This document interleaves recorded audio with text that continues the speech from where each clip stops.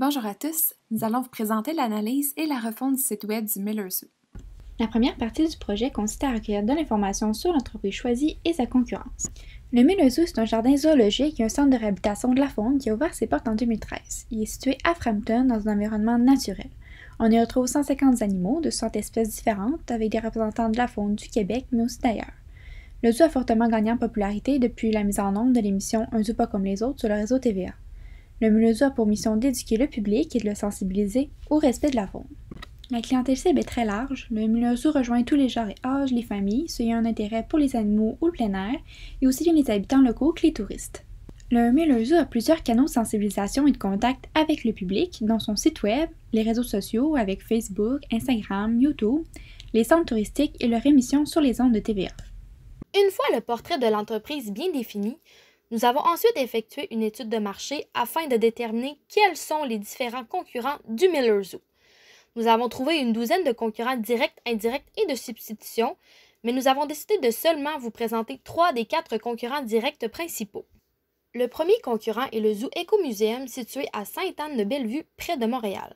Ce qui le différencie des autres zoos est que la faune québécoise présentée est en milieu naturel. Il prône des valeurs éthiques et éco-responsables et offre des activités d'apprentissage à ses visiteurs, en plus d'offrir des programmes communautaires et des camps d'été pour les enfants. Le zoo prend également part à plusieurs projets de conservation. Le deuxième concurrent est le Zoo sauvage de Saint-Félicien. Il se démarque de ses concurrents en offrant des sentiers accessibles aux personnes à mobilité réduite et en permettant la location d'équipements tels des poussettes. Le zoo offre également des jeux d'eau, un cinéma intérieur, une balade en train sur le territoire ainsi que l'option de voir les animaux en vidéo sur leur site web via des caméras placées dans les enclos. Et finalement, il y a le zoo de Granby, connu par plusieurs à cause de son parc aquatique et des manèges directement situés sur le site. Néanmoins, comme le zoo Miller, le zoo de Granby offre des petits ateliers éducatifs. Ils réalisent également plusieurs capsules vidéo partagées sur leur chaîne YouTube et participent à plusieurs projets de conservation à l'international. La section recherche utilisateur comprend les méthodes de recherche, les personas et les opportunités de design. La première méthode de recherche que nous avons effectuée, c'est le sondage. Parmi les données les plus pertinentes, on retrouve les étapes de la planification avant la visite. Nous avons appris que plus de la moitié des répondants vérifient les heures d'ouverture, l'itinéraire et l'horaire des activités. Et près de 40% des personnes effectuent l'achat des billets en ligne. Ces éléments-là doivent donc être facilement accessibles sur le site. Et la plupart des gens qui ont visité le site actuel du zoo ont trouvé qu'il y avait une surcharge d'informations. Au niveau de l'esthétisme, certains trouvent que le site ressemble même à une entreprise à bureau, entre autres parce que les animaux ne sont pas assez mis en valeur. Dans l'analyse de l'activité, le avant correspond à la recherche des informations sur le site pour planifier la visite. Les utilisateurs veulent donc s'informer sur les horaires, les tarifs, les billets, les services offerts, les possibilités d'hébergement ainsi que l'itinéraire. Le pendant englobe les étapes qui sont liées à la visite, soit le stationnement, l'achat ou la validation des billets, la visite des animaux, les activités spéciales et les autres services offerts. Et finalement, lors du après, c'est le partage des impressions sur les réseaux sociaux. La dernière méthode de recherche, c'est l'analyse des commentaires sur Google Review. Les critiques négatives nous ont révélé que les attentes des clients ne correspondaient pas vraiment à la réalité, que ce soit par rapport aux installations, aux sentiers ou à l'achalandage.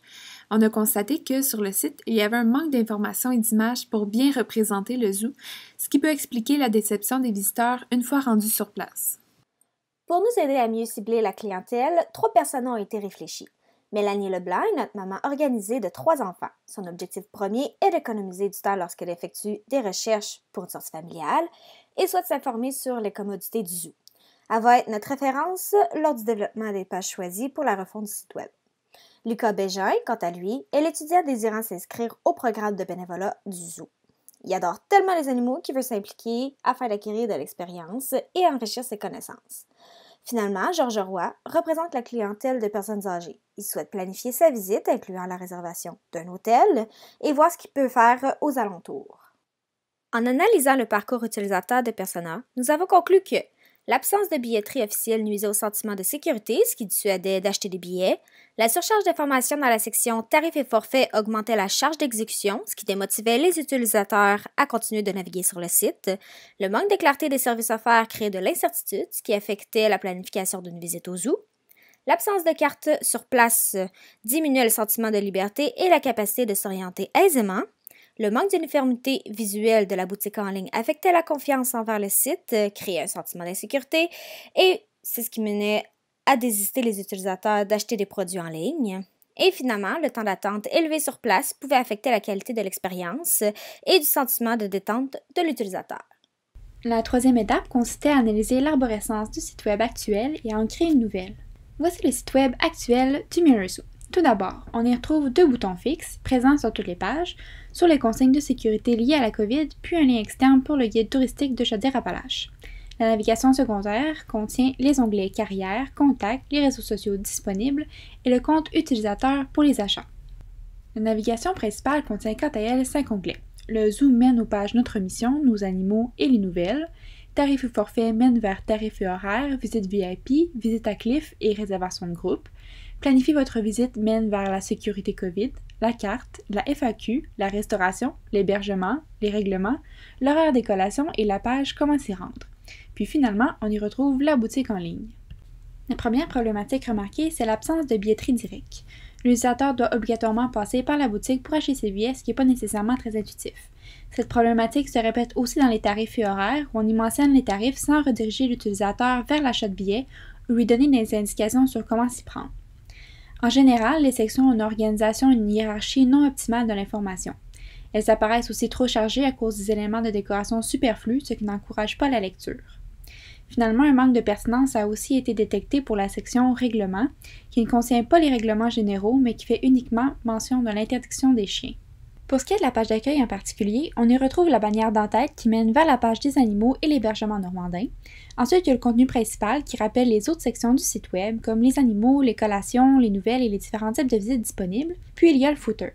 La première problématique détectée, c'est celle du footer qui prend trop d'espace dans la page en contenant peu d'informations. La deuxième est celle du lien Planifier votre visite qui mène à la FAQ, alors qu'un onglet porte le même nom et ne redirige pas vers la même section. On y retrouve aussi la répétition d'éléments, notamment 3 sections qui font la mention des animaux du zoo. Dans la nouvelle arborescence, nous avons ajouté un bouton pour accéder à la billetterie à partir de la navigation principale. Les tarifs des billets réguliers et des visites payantes ont aussi été regroupés à cet endroit-là. Dans l'onglet Planifier votre visite, les onglets Heures d'ouverture, Services sur place et Activités spéciales ont été ajoutés. Les informations étaient avant dispersées à plusieurs endroits du site, comme dans la foire aux questions et dans les règlements. Elles ont donc été regroupées dans ces nouveaux onglets-là pour être plus facilement repérables. Pour ces raisons, on a aussi retiré les règlements du menu et déplacé la foire aux questions dans la navigation secondaire. Et finalement, les maquettes que nous avons conçues aux étapes suivantes sont indiquées par le contour rouge. La 4e section de la présentation traite des maquettes filières, aussi connues sous le nom de wireframe en anglais, et des tests utilisateurs réalisés avec ces mêmes wireframes. Le but de faire des maquettes filières est surtout de valider des fonctionnalités et le positionnement des éléments auprès des utilisateurs sans que des éléments graphiques viennent influencer les décisions. Voici donc les wireframes réalisés pour notre page d'accueil en version mobile et en version bureau. Afin de maximiser l'impact d'une bonne photo, nous avons privilégié une grosse bannière dans l'entête avec un menu épuré qui met l'accent sur la billetterie, tout comme la citation et le bouton qui incite à l'action. De plus, selon les données récoltées lors de l'étape du sondage, nous avons mis en évidence dans l'entête les éléments du site les plus consultés lors de la planification d'une visite au zoo, notamment comment se rendre au zoo, les services offerts ainsi que la mission. Cependant, à la suite des tests d'utilisateurs, certains problèmes ont été relevés. En leur faisant tester l'achat de billets, la recherche des services offerts ainsi que la validation de l'heure de la collation de certains animaux, nous avons dû trouver quelques solutions aux problèmes qui sont survenus. Entre autres, renommer certains onglets du menu moins évocateurs, ajouter des verbes d'action au bouton fléché, mettre de l'avant les activités gratuites puisque ce sont des éléments que les familles recherchent, ainsi que d'ajouter des couleurs au niveau des icônes de disponibilité des commodités. Et finalement, dans nos maquettes visuelles, nous avons également regroupé toutes les activités spéciales dans un même onglet, séparé le forfait familial des billets journaliers et réduit la hauteur de la bannière afin de pouvoir accéder à l'information plus rapidement. La dernière étape a été celle de la création des maquettes visuelles d'après les filières et qui comprennent les correctifs apportés grâce aux tests utilisateurs. Un moodboard a été construit pour déterminer les grandes lignes du design. Donc le choix graphique choisi met de l'avant le fait que le Miller Zoo, c'est d'abord un refuge, avec des éléments qui affirment ce côté naturel, comme une texture au bord irrégulier, des couleurs dans les teintes de la nature mais chaleureuses, une police sans sérif avec une bonne lisibilité mais intéressante grâce à ses contours plus organiques. On y retrouve aussi de belles photographies d'animaux du zoo et un côté ludique avec les icônes de la faune, les textures de peau et de fourrure et les symboles de pâte ajoutée avec parcimonie pour guider le regard. Finalement, les boutons sont plutôt simples mais efficaces pour capter l'attention. C'est un design qui se veut familial mais aussi convivial. Nous allons commencer la présentation des maquettes finales avec la page d'accueil. Premièrement, le bouton de la billetterie, maintenant beaucoup plus visible et accessible pour les utilisateurs. Sous la photo de l'entête de la page, on a ajouté les conditions et les heures d'ouverture de la journée. Et à côté, on a déplacé les boutons pour les mesures de la COVID et le partenariat avec Chaudière-Appalaches, qui est avant positionné dans la marge de droite. Les informations qui intéressent le plus les visiteurs, soit l'itinéraire, les services et l'horaire des activités, sont facilement accessibles avec les boutons colorés. La publicité de l'hôtel partenaire du zoo a été conservée pour respecter les besoins de l'entreprise, mais nous l'avons retirée de l'entête principale pour atténuer la mauvaise impression que les visiteurs avaient. Nous avons ajouté une page « Planifiez votre visite » pour guider les nouveaux visiteurs à travers les différentes étapes de la planification. La boutique en ligne est maintenant intégrée à même le site du Miller Zoo, alors qu'avant le visuel était complètement différent du site principal. La page sur les forfaits disponibles permet d'obtenir en un coup d'œil toutes les informations qui sont reliées au groupe d'âge et au prix de chaque option. Dans l'ancienne boutique en ligne, les billets enfants et adultes étaient séparés et les gens devaient donc les ajouter séparément dans le panier. Maintenant, à partir de la page de réservation, l'utilisateur peut directement contrôler la quantité de billets enfants et adultes qu'il veut acheter, et ce, peu importe le forfait qu'il a choisi. On continue avec la page des heures d'ouverture. Pour faciliter la recherche d'informations nécessaires au lecteur, les heures d'ouverture du site et de l'heure de restauration ont été regroupées sur une seule et même page. Aussi, plutôt que de devoir à l'appliquer sur le site en entier, l'onglet du changement de saison est situé uniquement sur les heures d'ouverture, ce qui évite la répétition inutile d'informations. Pour ce qui est de la page d'hébergement, les éléments ont été repositionnés de manière à ce que le partenaire principal, Normandin, occupe plus de place et ce, toujours en fonction des besoins de l'entreprise. La nouveauté ici est que le bouton pour explorer davantage les Chaudière-Appalaches est devenu une section à part entière avec une description pour inciter davantage à cliquer. Concernant les activités spéciales, il y a également eu un regroupement d'informations, toujours dans le but de rendre la recherche plus efficace et plus rapide. Au départ, chaque type d'activité avait leur propre page, mais maintenant, les descriptions de texte ont été allégées, la fermette et les heures de collation d'animaux sont placées dans le haut pour mettre de l'avant ce qui est gratuit, et vient ensuite les 2 visites payantes. La reprise de tracé de pattes est utilisée pour guider la lecture et aussi pour respecter l'uniformité du design choisi. Et finalement, les services sur place. C'est une page ajoutée mixant les règlements, les informations à savoir à travers le site et la foire aux questions. Plutôt que de devoir à chercher un peu partout sur le site et puis trop savoir où trouver l'info, c'est mieux de l'avoir en une seule et même page. Le stationnement est mis en premier pour indiquer rapidement que c'est gratuit. S'ensuit des éléments que les gens peuvent ou ne peuvent pas faire ou apporter, ainsi que le type de restauration disponible pour ceux qui ne désirent pas apporter de quoi manger. Dans le bas de la page, un lien a été ajouté pour continuer fluidement la navigation vers la carte du zoo, permettant ainsi aux utilisateurs de savoir où se trouvent les installations mentionnées dans la page de service. Voici maintenant un aperçu de la navigation de notre prototype sur la refonte du site web. Donc, il est possible de planifier une visite via le bouton de la bannière qui amène sur des sections cliquables.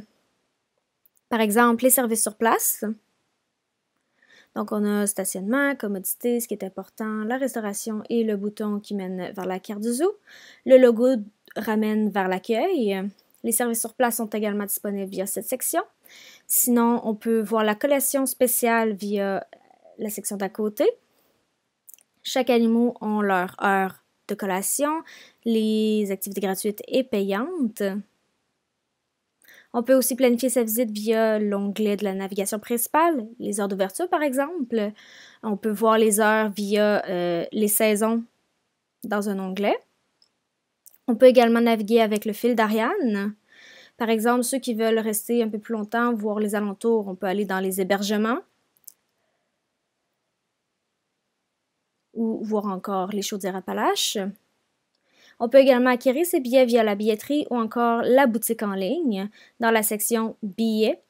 Les billets journaliers sont en haut à gauche, vu que ce sont ceux qui sont le plus vendus. Et on peut augmenter son nombre de billets dans la section de réservation. Pour terminer, voici ce que donne la refonte du site Web en mock-up mobile, en desktop et en tablette. En conclusion, toutes les recherches effectuées auraient permis d'obtenir un site Web beaucoup plus adapté à la clientèle et surtout plus agréable à l'œil. Même que certaines nouvelles fonctionnalités sont envisagées pour la suite du projet. Merci, passez une belle journée!